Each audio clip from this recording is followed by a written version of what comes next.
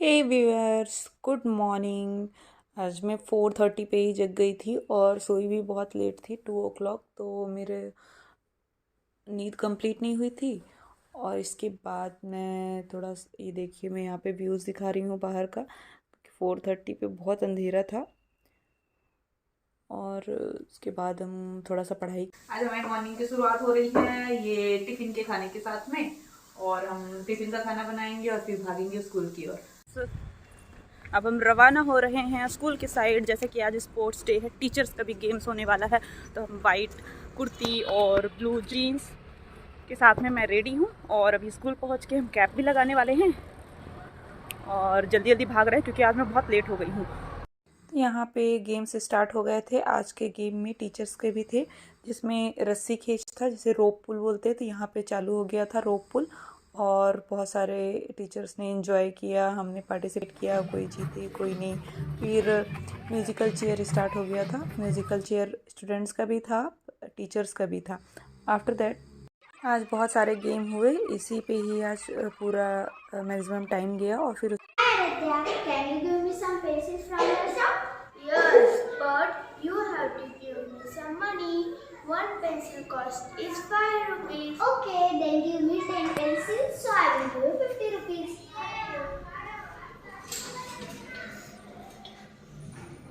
Okay. 2000 note. Back side of 2000 note. Pictures of Mangalyaan. yes, next. I click on 50. So it will. Yes, very And good. now I will take coin of 1 rupee. Yes. Yes. Then let's explain the project. This is a dividend column. This is a divisor and dividend column. This is a quotient column. So the question is 10 divided by 5. So we will put. इस तरह से students अपने models को दिखा रहे थे। इनके topic थे मनी एंड डिवीज़न। जैसे कि केबीएस के सिलेबस में सेम एज इट इज़ दिया हुआ है, मनी टॉपिक, डिवीज़न। तो ये सब कुछ जो है 4th 5th के सिलेबस में दिया हुआ है। मैं पढ़ा भी रही हूँ, तो वही इनको टॉपिक भी दिया हुआ है मैथ्स एग्जीबिशन के लिए। और इनकी प्रिपरेशन मैं करवा रही थी। बहुत ही अच्छा इन्होंने किया है। सर ने भी देखा मैंने जो टिप्स एंड ट्रिक्स इनको बताए मॉडल में कैसे यूज़ करना है, तो सर ने भी काफ़ी तारीफ़ करी, जो हेड सर हैं। और फिर उसके बाद इन्होंने अपने टॉपिक को एक्सप्लेन किया। Parth sir, now explain you. I made a today beautiful project and its name is the division. This is a 12. 12 is the divisor. 1189 is a 12 divided by 1189. इस तरह से बहुत सारे मॉडल्स मैंने बनवाए हुए हैं। वो 7 जनवरी में मैथ्स एग्जीबिशन लगने वाला है, उसमें कुछ दिखाऊंगी। अभी छोटा सा डेमो था। और उसके बाद मैं रूम पहुंच गई थी। हल्की सी ठंडक है आज। आज मेरे सारे कपड़े गीले हैं। तो चलिए। तो यहाँ मुझे बात करनी थी। मेरे एक व्यूअर का क्वेश्चन था कि मेरा भी एग्ज़ाम है बट मैं स्टार्ट नहीं कर पा रहा हूँ कि मैं कौन से कहाँ से स्टार्टिंग करूँ। तो उसके लिए मैं एक टिप्स शेयर करूँगी कि आप पेन पेपर लेकर के बैठ जाइए और उसका आप सबसे पहले खुद से चार्ट पेपर बनाइए कि आप उसमें क्या पढ़ने वाले हो। और सबसे पहले आपको जो सब्जेक्ट सबसे टफेस्ट लग रही है उसे लिखिए और 1 वीक में कंप्लीट करने का टारगेट लीजिए। छोटे छोटे वीक लीजिए, बेबी स्टेप्स लीजिए जिसको आप कर सकें। तो 1 वीक में आप मैथ्स को अगर चूज़ कर रहे हैं तो उसके साथ में आप एक इंटरेस्टिंग सब्जेक्ट भी लीजिए। तो जैसे कि हिंदी हो गई, अगर आपको अच्छा लगता है तो मैथ्स को आप 1 वीक में और हिंदी को भी साथ में लीजिए। आप छोटे टारगेट को अगर आप कंप्लीट करेंगे तो ऑटोमेटिक आपकी हैबिट बन जाएगी डेली डेली पढ़ने की। तो हैबिट बनाइए, इससे आप पढ़ाई स्टार्ट कर देंगे, कंटिन्यू आप कर देंगे, आपको खुद ही नहीं पता चलेगा और इंटरेस्ट आने लग जाएगा। और टारगेट ऐसा बनाइए कि आज मैं मैथ्स में 5 पेजेस आज कंप्लीट करने वाला हूँ, लगा दूँगा। और हिंदी में मैं इतने टॉपिक को कंप्लीट कर दूँगा। उसके बाद लास्ट तक ज़रूर बनिएगा। आज मैंने हिंदी जैसे 3 डेज़ में कंप्लीट किया, तो उसका क्या सीक्रेट है वो भी बताने वाली हूँ। यहाँ मैं अपना टारगेट चार्ट दिखाना चाहूँगी कि जैसे मेरा टारगेट है केबीएस सिलेबस इन 30 डेज़ में कंप्लीट करना है। और मैंने ये 1 वीक का बनाया हुआ था। इसमें डे 3 तक में मैंने हिंदी कंप्लीट कर ली हुई थी और 4th से मुझे मैथ्स और रीजनिंग में लगना है। तो मैथ्स के लिए आज मैंने कुछ क्वेश्चंस लगाए हुए हैं ये मेंसुरेशन के, और उसके बाद ये क्वेश्चंस लगाए हुए हैं।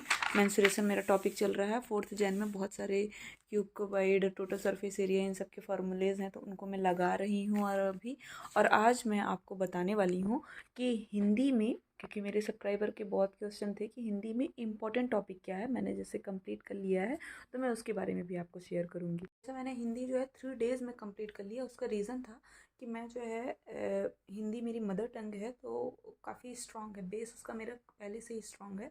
और उसके अलावा भी मैंने अच्छी प्रिपरेशन करके रखी हुई थी। हिंदी में बहुत पहले भी पढ़ रही थी, और मेरी सेल्फ हैंड रिटन नोट्स थी। तो ये देखिए, मैंने हैंड रिटन नोट्स वगैरह बनाया हुआ है, A to Z मेरा लिखा हुआ है। और उसके बाद जो है आज मैं आपको बताने वाली हूँ कि इम्पॉर्टेंट टॉपिक क्या है जो हमारे सिलेबस में मेंशन है, KBS के सिलेबस में मेंशन है। उसमें हमें ऐसे टॉपिक कौन से हैं जो हमें बिल्कुल नहीं छोड़ने चाहिए। हमारे सिलेबस में संज्ञा, विशेषण, वचन की पहचान, व्यवहारिक प्रयोग, गणित के पाठ्यक्रम के अनुरूप हिंदी में संख्याएं, तो इसमें सबसे इम्पोर्टेंट टॉपिक है ये जो संयुक्त अक्षर की पहचान है। इट मीन्स ये वर्णमाला का पूरा पूरा पोर्शन ले रहा है।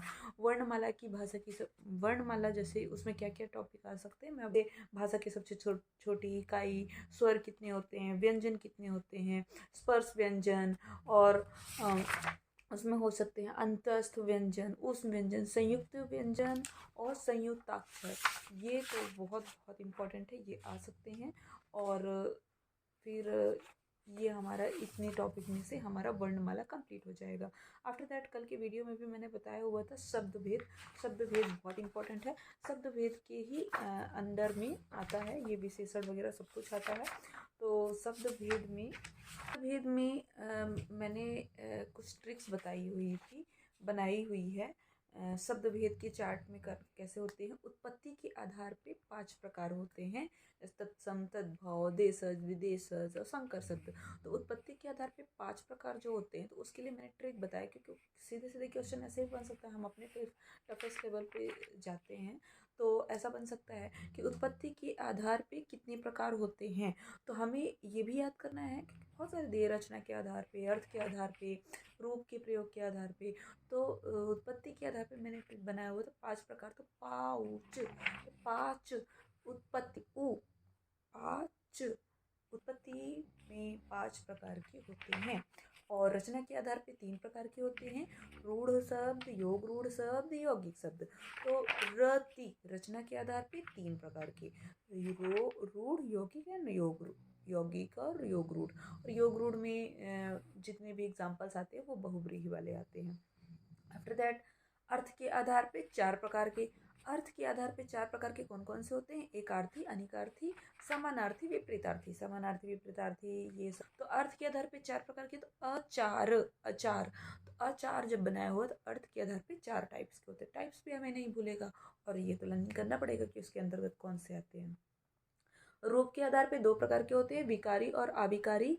तो इसमें हमें ध्यान रखना है। विकारी में 4 होते हैं, संज्ञा, सर्वनाम, विशेषण, क्रिया। ये पूरा पूरा हमारे सिलेबस में संज्ञा, सर्वनाम, विशेषण, क्रिया, ये बहुत वेरी वेरी इंपॉर्टेंट टॉपिक भी है हमारे हिंदी के लिए।